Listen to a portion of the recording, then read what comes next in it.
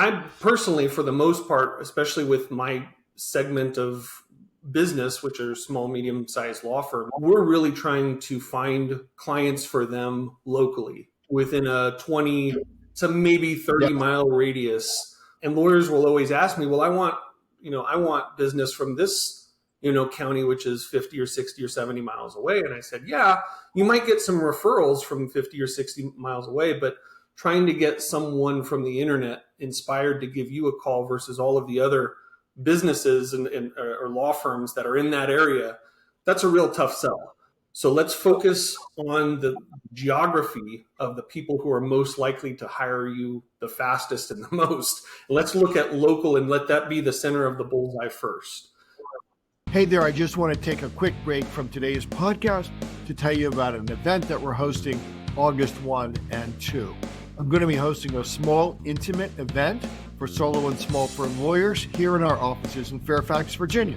If you've never been to a great legal marketing event before, or even if you have, this is going to be the place for you to start. If you're running a small law firm and you're looking for ways to attract more clients without spending a lot more money, we're going to be diving deep over those 2 days into all of the little DIY things you can do, even if you have a small team. This is going to be perfect for a law firm that's doing between about $500,000 and $1 million in top-line revenue.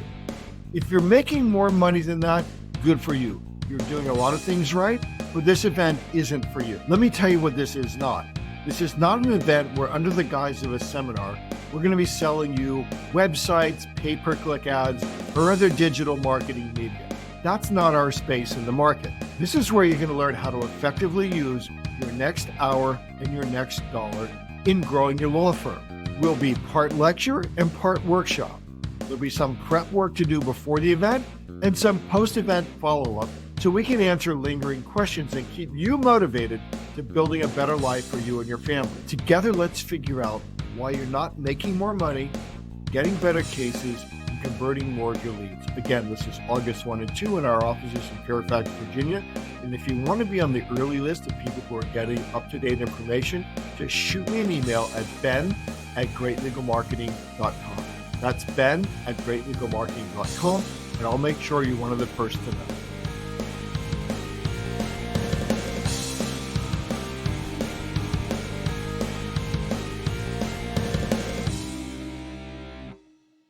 Welcome to the Renegade Lawyer Podcast, the show where we ask the questions, why aren't more lawyers living flourishing lives and inspiring others? And can you really get wealthy while doing only the work you love with people you like?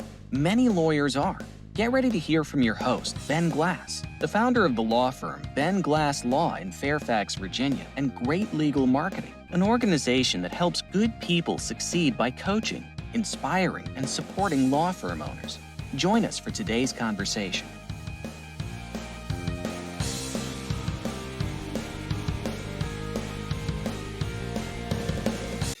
Hey everyone, this is Ben. Welcome back to the Renegade Lawyer Podcast, where I get to interview folks inside and outside the legal profession, entrepreneurs who are making a ding in the world. Today, we're inside the legal profession.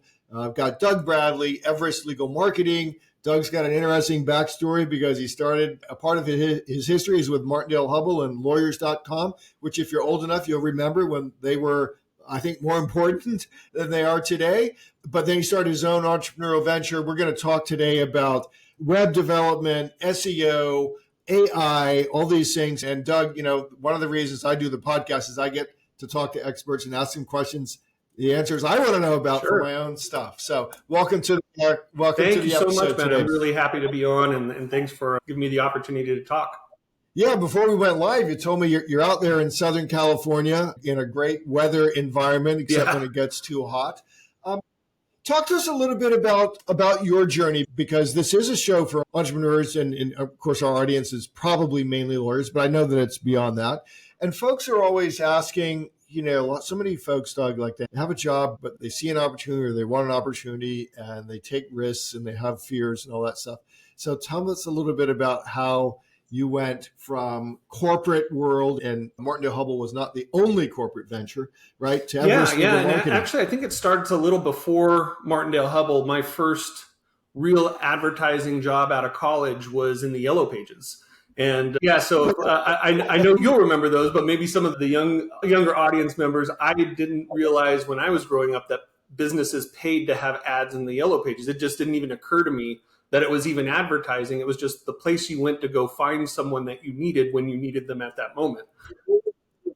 Delivered to your doorstep at your parents' house. Exactly. Yeah. So I really got exposed to the marketing world, and in any given phone book, about 20 to 30% of the overall revenue of a book drop was law firms. And to me, when I heard that statistic working there, I'm like, wow, I can't believe that a quarter of our revenue comes from law firms. That's pretty intense. Yes. And so after a few years of working there, we went through the recession at that time, and everybody was just dropping like flies. Advertisers were dropping like flies. Employees were dropping. I was actually recruited over to Martindale Hubbell, the lawyers.com division, digital marketing. And I thought it was a really good idea because having sold yellow pages, it seemed like the natural progression from print to digital. And I really learned a lot about working with lawyers, working with law firms, what makes them drive, what drives their practices, the different types of attorneys. And I think to many people, they just don't understand it as a business model who aren't really exposed to it, talking with lawyers and numerous lawyers directly. And so part of my role, though, was developing my local territory with all of these lawyers. And what ended up happening, Ben, was I would sell attorneys on website and search engine optimization.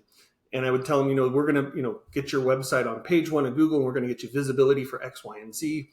And then those clients, their campaigns went live, and all the promises I started seeing were crumbling before me because the company at that time, and maybe they've changed, they just didn't execute. And so we would have clients calling me back saying, hey, you sold me this program, and I can't find myself anywhere except for when I search my name. And that's not the deal we made. And so I really quickly had to learn how to do the functional aspects of search engine optimization for a law firm, or all of these sales were coming out and I'd be broke. So that was really how I got into the functional aspect of it. How did you, because so you were involved in sales of yellow page sales ads to lawyers? I'm curious what you did yourself to learn about effective marketing, because you're right. And for those who are too young to remember, there are museums and there are yellow pages in museums now, but literally 100, 150 pages under the A section and under the L section of attorneys and lawyers, with most of the ads looking exactly the same. Honestly, my mentor, Dan Kennedy, I've studied under for 25 years, said, here's a project, just go to the local library, which I did. And they had a regional library, Doug, and they had like every yellow page book, like literally shelves of them. And I remember sitting down one afternoon and just going through the A and the L section to look at the different messages. And, there was about 7 different messages, Right. Only 7 across hundreds of pages. What did you do, if anything, to kind of learn about advertising as a psychology, advertising, as a science? Because I would think that anyone who would understand that, that was my advantage, is I started to learn it. Yeah. So luckily for me, I had a lot of really good mentors while I was working in Yellow Pages, and they taught me a lot about what appeals to consumers, what ads were effective for different types of lawyers. And I read books. One of the ones that comes to mind was the autobiography of Phil Knight at Nike, and how he took Nike to where it is today. This was probably 20 years ago. So great book. Look, if you're listening to this and you haven't read that book, Phil's book. It really is really interesting book. But one of my supervisors in Yellow Pages sat me down one day, and we had this, and this is actually an example of a really good idea, but the client didn't want to be different than his competition. And he said, we have these new products for the Yellow Pages where they're going to be different size ads, and they're going to be designed to fill different portions of the yellow pages that are unpurchased advertising. And so we can put in a business card, a half page, a quarter page, and it'll just be all throughout, kind of a creative spin on it. And we wrote up this campaign for an estate planning lawyer. And I thought, older population uses yellow pages. Why don't we appeal if it's an estate planning lawyer? And we put together this vignette of people who had questions about what's going to happen to their house when they pass away, what's going to happen to their collectibles, what's going to happen to this. Yeah. And so there was about 4 or 5 different vignettes of these ad sizes. And it really got me thinking about how creative you can be with marketing and get people thinking without necessarily hitting them over the head with, the direct message that you want to get, but get them thinking about the marketing. And most of the direct messages that lawyers were using back then was the name of their firm. It wasn't like the bar was really high. I can remember, and there were sort of 2 competing major yellow page players in our area, and I would write more and more aggressive ads, right? And, one would go, no, we can't do that because it's different. And the other would go, yeah, I'll take your money and do it. And so I would go to the one that took my money and did it. And so, but, the principles of marketing remain the same, because here we are, we're recording this in May of 2024. And, truth be told, if you look at most lawyer websites, they tend to look, so if you're looking at the estate planning genre of websites, they tend to look the same. A lot of them use legal, they don't do what you were doing, which is addressing the problem or the potential problem of, can I keep my house? Can I get into a nursing home? Will, in estate planning, for example, will my daughter's dirtbag ex-husband take all of my inheritance money? They don't do that. They talk about things like pour over trusts and inter vivos wills and stuff I don't understand about. So you were onto something early, but today, I still think that most lawyer websites tend to blend in and look the same.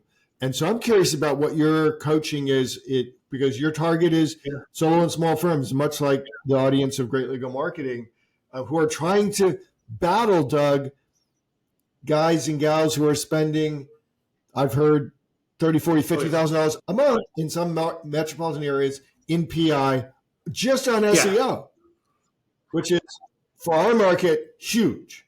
So what's your coaching? So a new potential client comes to you, a law firm, they're 3 to 5 to 6, 7 lawyers. They're in the PI space, which is one of the highly competitive spaces, and they're in a major market area. That's a really great question. And I do think that there's a certain level of expectation that users have when they get to any lawyer's website. You want to know who they are, what they do, where they're located. Those types of things I think really need to be nailed by any website pretty quickly, so that way the user's confident that they're in the right spot. But after that, I tell lawyers and law firm owners, think of the avatar of the person you want to appeal to. And let's create the content. Yes. Let's create the imagery around who that person is, and don't worry about anyone else. Because if that's the person we want to attract, let's be really successful in marketing to that person, whether it's a specific demographic or a geographic location. Let's look at that person. What does that person make decisions based off of? What are those things that person will be considering? And let's bring that into the marketing message and embrace whatever differences that you have amongst other law firms locally. When you have that conversation, how many lawyers that you talk to do you think are sophisticated enough to go, oh, that sounds like a good idea? Because what I see, and what you probably see with most lawyer websites who aren't thinking about this, is if they're in the PI space, they've got 15 different things they say they do and that they're expert at, and 15 different avatars. And you and I both know that's ridiculous and actually really harmful to your brand. But I'm curious now what you are hearing on the ground. Do you find lawyers are getting more sophisticated about the questions to ask you? Or are they still dumb as a doorknob? Well, I wouldn't say dumb as a doorknob, but I think many lawyers, they need help marketing. I mean, for what we do, we're really directed at search engine optimization. So we're really focused on getting the result with search engines, or I even say search platforms now, because it won't necessarily be Google forever. But I do think that there are far more lawyers today than there were just 5 or 10 years ago that understand that branding and messaging and the message or the relatability to that lawyer those are valuable assets to have and to market and to bring forward into the conversation rather than trying to be the person for everyone. What do you think? So let me ask you, are most of your clients someone they're coming to you because they're dissatisfied with current vendor, current results, or they're starting up a new law firm? I have dissatisfied associates who are going to start their own firm. That's a pretty big category. Yeah. People who've just graduated law school and they want to open their law firm. Or people who've been in it for 20 years and they've just decided, you know what, I really want to do this on my own. And, that now is the time to do that. And so a combination of those groups of people are most of our clientele. So that sounds like mostly new websites. Yeah. And I will say, to your point, sorry, yes, people who are dissatisfied with current vendors is also a major aspect of it. So let's talk about the new websites first, because, I'm fortunate we have the same domain that we've had for 25 years. And so we could be kind of crappy and still be pretty good. And I do think that, building a website today, you, Doug, are going to really have to manage expectations, because if you're building from scratch, almost anywhere in the country, there's already a bunch of money being spent and time being spent by other firms to sort of firmly establish their position on the internet. So sort of take me through a rubric of how you and your next client are going to think about, all right, I'm building this barn from ground zero. Where do I spend my time, energy, and money mostly?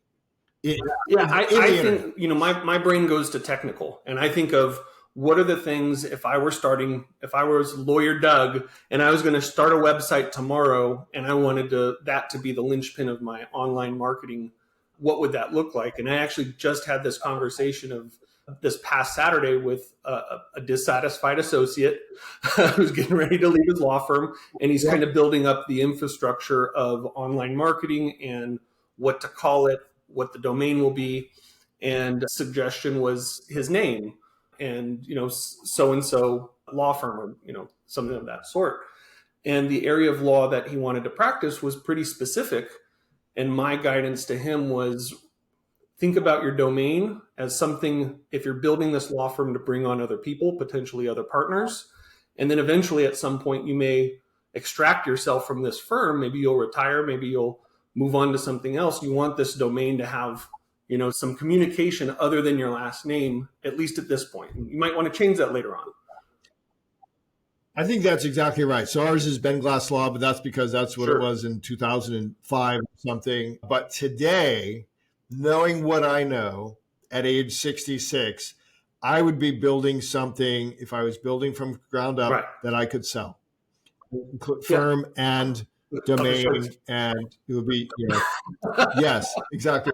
John Morrell's book, Built to Sell. Built to Sell is another great podcast to listen to. So I think that advice is really good. And then I guess the challenge is, all right, finding out what's available, figuring out all the different ways that domain name and that law firm name are going to be used, in that geographic area, in that niche specific area. But that's a really good point you just made about thinking deeply about name of firm, name of domain. Yeah. And when I had mentioned to that, it wasn't even a consideration that he had. And when I mentioned it to him, he's like, gosh, wow, you're right. This might not be something I'm going to be involved with in 20 years. And this might be the type of thing that I want to set up on the front end to be something that can be flexible and I can transition at some point. And, believe it or not, after the meeting, we both went home and we looked up, domain names, and we found one that was really well suited for him, and he bought it on the spot. And it's just, those types of things are still out there to be purchased. Oh, they are. And it's kind of amazing. Again, this is kind of a side note, but if you kind of troll the expired domain list, there's some amazing opportunities there. Now, most lawyers are going to get one. we own probably hundreds for a variety of reasons. But I've even, I've bought domain names of dead lawyers from the estate. I mean, like purely legit, right? And from sites that had traffic, still get traffic, even though there's no website there. But now the traffic's directed to our website, and it's quality traffic. So, all right. So settling on what are we going to call this thing that we're building from the ground up? And then there's always this, I think, tension, Doug, between, kind of the user experience, the visitor experience. When they get to the website, do they know who you're for and what to do next, right? And that the lawyer or the law firm has the experience for my case. And so there's time and energy and money spent making that really good. But then there's time, energy, and money either getting paid traffic to drive traffic there, doing other social media to drive traffic there, or doing what you have built up, I think, really well is the SEO space, right? And so, again, for that lawyer or lawyers who are coming to you saying, hey, we're starting something in August, we got our new law firm. How are you directing money, time, budget, I think, for a new client in that space? And you're building out the website. Just in terms of percentages. Yeah, I mean, I personally, for the most part, especially with my segment of business, which are small, medium-sized law firms, we're really trying to find clients for them locally within a 20 to maybe 30-mile radius. And lawyers will always ask me, well, I want business from this, county, which is 50 or 60 or 70 miles away. And I said, yeah, you might get some referrals from 50 or 60 miles away, but trying to get someone from the internet inspired to give you a call versus all of the other businesses or law firms that are in that area, that's a real tough sell.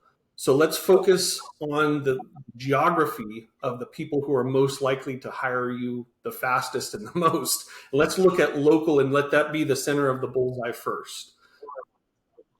All right, so if you're listening to this, rewind 60 seconds and get out a pencil and paper and write down what Doug just said, because it's absolutely correct, right? Because imagine if, no matter what your practice area is, just imagine if you had all of those cases within a 2.5-mile radius of your office. I guarantee you, for most of us, you'll be fat and happy, right? So, and lawyers are like, well, but so Virginia personal injury, like, oh, there might be a great case out of Roanoke, 200 miles away. Yeah, there might be. There might be. But there's probably 20 great cases within 3 miles of the office. And so let's at least start there. I see these firms or these websites, Doug, where I saw a guy recently I was in contact with, and the website was really crappy. I thought it looked like it was totally AI written, and he had a page for literally every city or town in Virginia. Really written, you could tell this was BS AI written because every page was exactly the same, Doug, except for the name of the city or the town. And this guy didn't even hear. The shame of it was he didn't really know this existed. Like I put my team on it to go look at this, and these are quote hidden pages. But somebody had wasted a whole bunch of time, energy, and money. I am sure when this guy had a good, reputable practice in his part of the state and could have spent probably less time, energy, and money focused on his local area and gotten cases from that.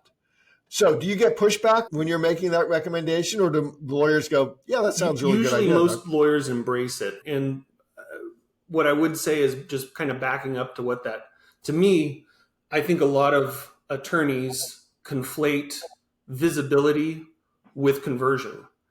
And just because you're visible in a geography doesn't necessarily mean that people are going to click on your website and call you or click on your website and contact you. But I think the likelihood is far higher if you're somewhere local and they can drive to your office, they can pick up and dial a local prefix number. Those types of things all help bring in and capture people, I think, better than those landing pages that are written by AI or specifically for search engines. And we've had clients who've had 100 plus pages of those types of pages where it's just all written, the city name's replaced, and they've replaced a photo with a local landmark maybe.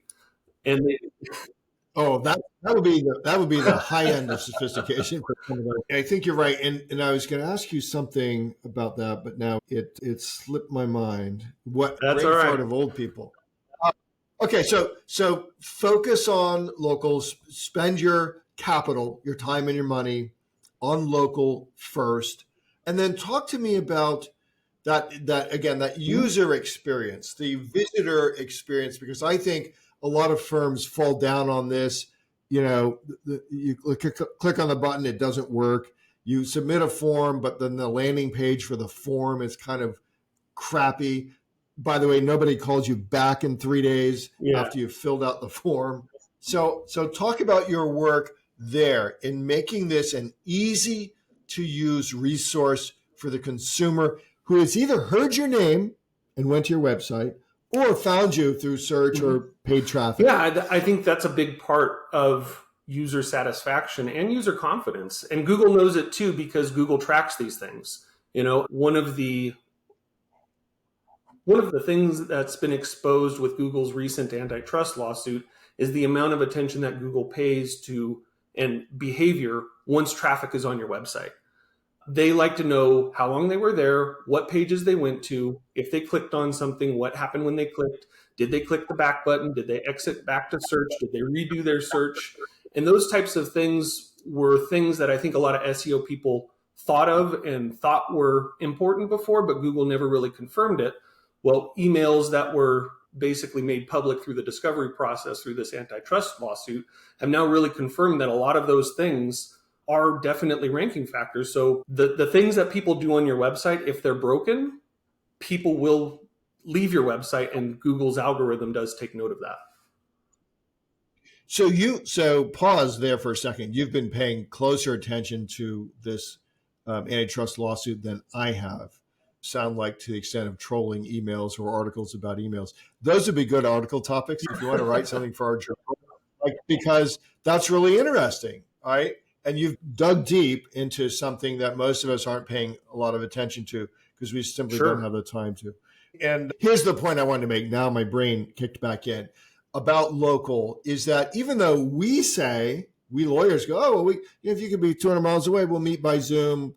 Court hearings are by Zoom, all this stuff. That's still not the consumer experience, right? They are biased, for better or for worse, towards a local provider, by and large. So, I see these firms advertising in our area, so Northern Virginia, Washington, D.C. marketplace, and they're advertising even though some of them are barely have a lawyer licensed in Virginia. Like I go and check this stuff. And I just wonder how effective that is. I don't think it really is. Even if you are like a big law firm, but you really don't have a presence in Virginia for real, I still think consumers are looking for local by and large. I know that. Yeah, absolutely. And I would say too, I think lawyers sometimes forget, not always, but sometimes forget that hiring a lawyer is incredibly emotional and stressful for the consumer. And they want, for better or worse, they want someone local that they know that if they have an issue, they can reach out to, they can stop by, they can call. And that proximity, I think, really gives a bit more of a trust and a warm and fuzzy to the potential client than a Zoom meeting. We forget how scary we are to people who most people have not had a lawyer in their life at all. Maybe they had a lawyer helping with settlement documents of a real estate transaction. If they have had a lawyer, it has been maybe a distasteful experience because it was, we get involved when there's problems by and large. And so, you made a very good point is we forget how scary it is. And so part of what we're trying to do in all of our marketing, but particularly web, is like, hey, we're like human beings. We're normal people. We're good at what we do. If your case or your need is in this vertical, like we are the ones for that, right? And I need it to be clear the cases that we're not the ones for. And that's fair. And so, again, that's a really important point because, Doug, as people think, where am I going to spend my time, energy, and money? Like developing what we would call the trust clues, everything from what the website is saying, what the chat box is saying, and then when the damn phone rings, like, is someone actually answering the phone with care and empathy? Like, All trust clues. Let me switch gears for a second, because I want to talk a bit about the challenge that you have as a web developer when someone is coming to you and saying, I've got an existing website, it's on this kind of platform, and I'm just ready to move on. I'm ready to find a vendor. We were challenged on that. I found it painstakingly horrible. I would never want to go through that again. What level of set the expectation for lawyers who come to you? They've got a company they've been with for 5 years. They're not happy with the results, and they want you to make magic in 90 days or less. Yeah, that's a pretty common order, I think, with new clients. But setting the expectations, I think you nailed it, is the right way to do it. And we've worked with clients who've come to us with train wrecks of webs, and they want not just the website fixed or a brand new website, but they're also changing domains.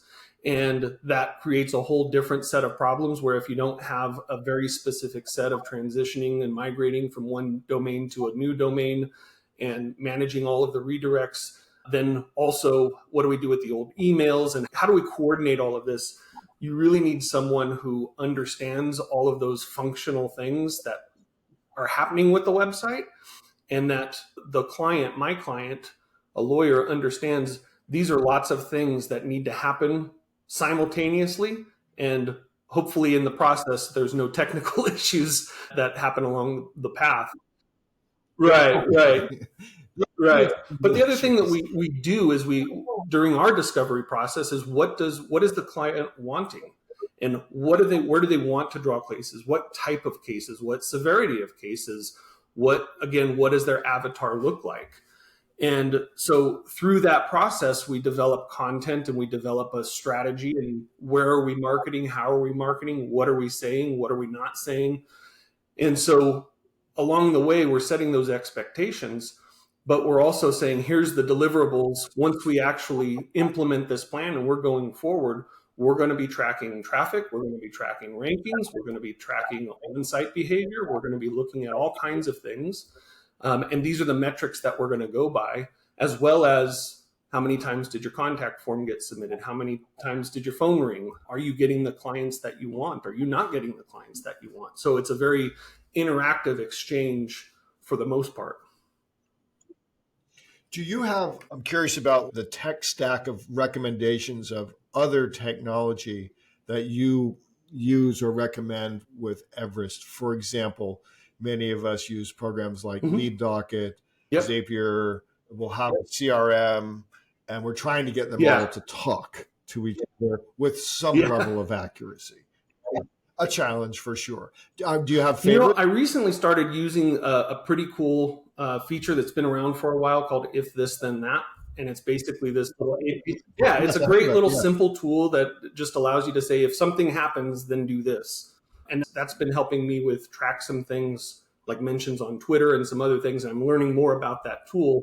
The other thing that I would recommend that's really easy for lawyers to use is, rank tracking. Are you tracking your rankings and how you're visible on Google? You can use, I personally use SE ranking for that. There's another tool called SEM Rush, which is a little bit more expensive and a little bit more advanced.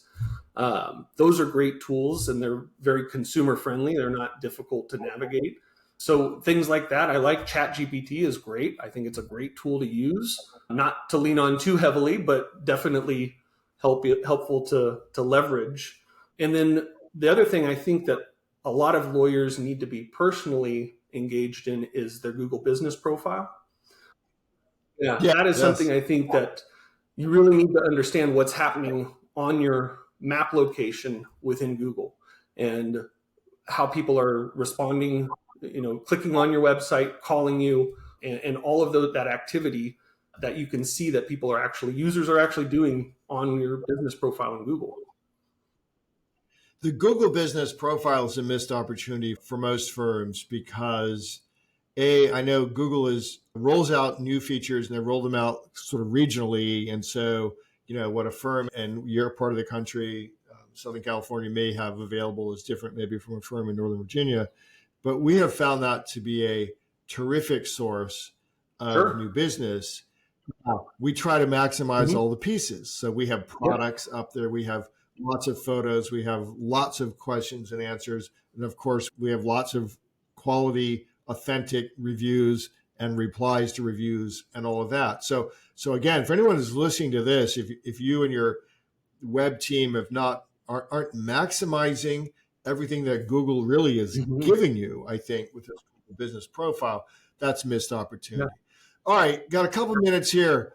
Washington Post headline this morning, and I'm going to paraphrase it a little bit, is Google afraid of, or really businesses that use Google and use search are afraid of AI because it's going to change the whole world and no one's going to be using Google anymore because ChatGPT is going to answer everything. Now, I just grossly paraphrased and probably exaggerated that, but here we are again. It's May of 24. Just in the last 7-8 months that our law firm has paid close attention to AI and what it can do for our firm, we have been blown away. We try to stay on top of it. We use it every day, not just in marketing, although a bunch in marketing, but also in case flows and things like that. I'm curious as to who do you read and what's Doug's prediction about the future of ChatGPT and SEO? Well, you can join the crowd of people making predictions, my friend. People aren't going to stop looking for lawyers. Lawyers are an industry where there's built-in demand. And people are always going to need lawyers, just like people are always going to need other people to solve problems for them. And regardless if Google is in that ecosystem or not, whatever it is that takes Google's place or takes market share from Google, whether that be Google's SGE platform, whether that be ChatGPT, whether that be other tools that are out, Bing or other competitors that are going to come out, those platforms need to have your information when people are looking for lawyers. So for me, sure, we've built a lot of infrastructure around Google because that's where 90+% of market share is going to find lawyers at the moment. Even if that changes to 50% down the road, there's still 50% of people who are going to Google to look for a lawyer, but we also have to make sure that we're getting our clients found, and lawyers need to make sure that their firm is found when people are using other types of platforms to search for lawyers. So I don't think it's as drastic or dire as a lot of people seem to make it sound. Things are going to change, but people are still going to need lawyers. Well, I think you're exactly right. I think that, people are making money by creating a lot of fear. And on lawyers, if you go to kind of not lawyer marketing conferences, but regular lawyer conferences, you are literally in a caveman age. Like the discussions there are incredibly kindergarten-like. So there's this whole world of people who wouldn't be able to keep up with this conversation that we've had. And I would say this too for our listeners is that, the vast majority of your best traffic that's going to go to your website is someone who's gotten a referral from a human being, Doug, or to Ben, and said, oh, I need to go check these guys out. So that requires almost no SEO. Like they will find the site. When they get to your site, like that experience better be good. And then thinking about all these things that you just mentioned about that Google is tracking, like, all right, when that referred human being comes to my site, how long are they staying? Are they watching the videos? Are they requesting the downloads? Are they interacting with the chat machine? These are all critical. I think, I know that web marketing firms like to offer like an audit. Yep. Hey, we'll do an audit of your site. And I tell lawyers, here's your first audit. Go and make sure everything works. Just make sure that's the first thing I do, by the way, Ben, is I make sure stuff works on websites. Well, look, this has been a great conversation. There's a ton more out there, and there's just new learning every day that's potential. I'm curious, like, who do you, as a business person, as an entrepreneur, Doug, who do you read, listen to? You have favorite podcasts? You showed John Warwell's book, Built to Sell. Who else are influencers for you? I am really dug into the SEO niche. So I consume a lot of information regarding SEO. So I always looking at like Etsy journals, Search Engine Journal, Barry Schwartz from Search Engine Roundtable, Lily Ray. There's a couple of really great legal marketers, Guy Chakalakis, Conrad Sam, and a lot of others that do legal marketing specifically, and they have really good information. And that's really who I consume on a regular basis, because things change so fast. I want to make sure that I'm up there with them, because I want to zig and zag too. And I'll point out too, for folks who don't know, like Guy and Conrad, they're quote competitors, and this lunchtime they're good guys. marketing. I've talked with them. Yeah. They're really good guys. Yeah, they're really good guys, which just demonstrates the philosophy. Like the market is big enough. The market is huge. There's a place for those who I mentioned earlier in the call who are spending 30, 40, 50K a month just on SEO. That's before PPC spend. And then there's a place where I think the vast majority of American lawyers lies. They're running small firms. They're trying to make a difference in their communities and for their clients. And they are trying to be heard in a very crowded market. And that's, of course, what Great Legal Marketing helps them do. Doug, it's Everest Legal Marketing. I could guess the URL, but why don't you tell me, just so we're clear, and we'll put it in the show notes. And that's it, everestlegalmarketing.com. I do also offer a free audit on my website, but if someone does that free audit and they choose to schedule time with me, we go into a lot more detail of things that are not included on that audit. And Everest Legal Marketing on Twitter. That's where I'm usually posting anything that I see that's kind of new or different in the world of SEO for law firms. Well, very good. This has been a great conversation. We'll have to have another one here at some point. And again, I'd invite you to consider writing some articles for our journal. I'll send you a link on that. And again, folks who are listening to this, you can reach out to Doug. Thanks for listening to the podcast. Remember to put like or a comment or something so that the Renegade Lawyer Podcast gets out there to more solo and small firm lawyers who are trying to keep up with these 800-pound gorillas. Doug, it's been great. And I'll talk to you later. Thank you so much for having me on. I really appreciate it. Absolutely. If you like what you just heard on the Renegade Lawyer Podcast, you may be a perfect fit for the great legal marketing community. Law firm owners across the country are becoming heroes to their families and icons in their communities.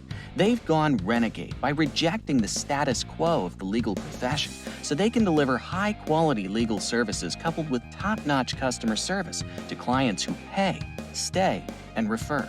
Learn more at greatlegalmarketing.com. That's greatlegalmarketing.com.